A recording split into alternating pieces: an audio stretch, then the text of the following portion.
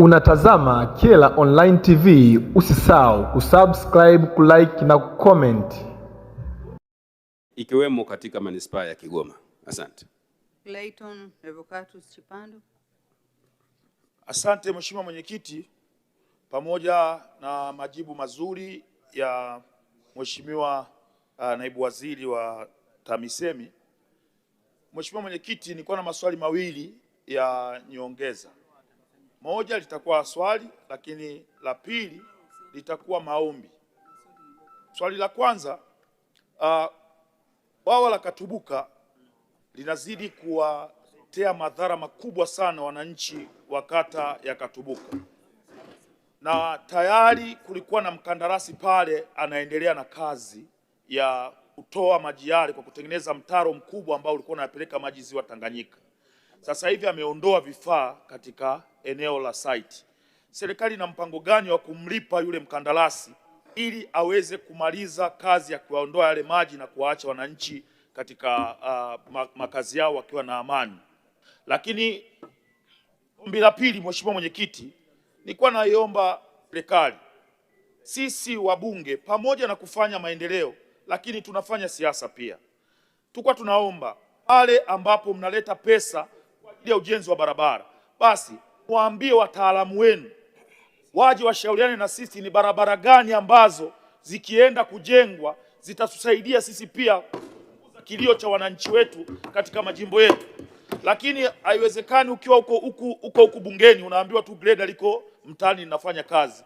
Unaweza kukuta hiyo barabara inayojengwa ni barabara ambayo kwenye ahadi zako kwa wananchi wako haina umuhimu kama kuna barabara zingine. Kwa mfano, kwa ruhusa yako Mwenyekiti, naomba nimtajie barabara 5 ambazo hata nikifa leo naomba zijengwe katika jimbo la Kigoma mjini.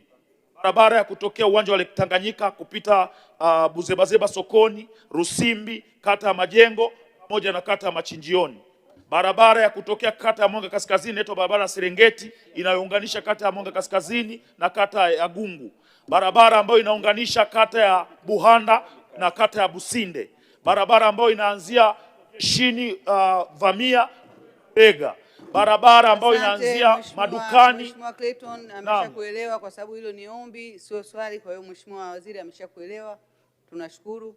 Nashukuru sana Mwenyekiti, naomba sana Mheshimiwa Waziri baki na hizi barabara kichwani hata nikifa leo. Hayo ndo maombi ya wananchi wa Kigoma mjini.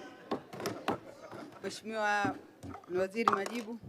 Asante sana Mheshimiwa Mwenyekiti. Mheshimiwa Mwenyekiti, naomba kwanza nikubaliane na Mheshimiwa Clayton Revocatus Chipando, mbunge wa Kigoma mjini, kwamba bwawa la Katubuka ambalo limekuwa likisababisha mafuriko ya mara kwa mara kwa wananchi wa manispaa Kigoma Ujiji, serikali inatambua kwamba kuna changamoto hiyo, na ndio maana ilishapeleka mkandarasi pale na tumeshafanya addendum kwenye mkataba kuhakikisha kwamba mkandarasi analiingiza swala la ujenzi wa mfereji mkubwa wa kutoa maji kwenye maeneo hayo yanayosababishwa na mafuriko ya bwawa la Katubuka kupeleka ziwa Tanganyika. Kwa naomba nimhakikishie Mheshimiwa mbunge kwamba tayari tuko hatua za mwisho za kufanya malipo kwa mkandarasi ili arejee aendelee na ujenzi na hatimaye kuondoa kero hiyo ya mafuriko ya mara kwa mara kwa wananchi wa manispaa ya Kigoma Ujiji.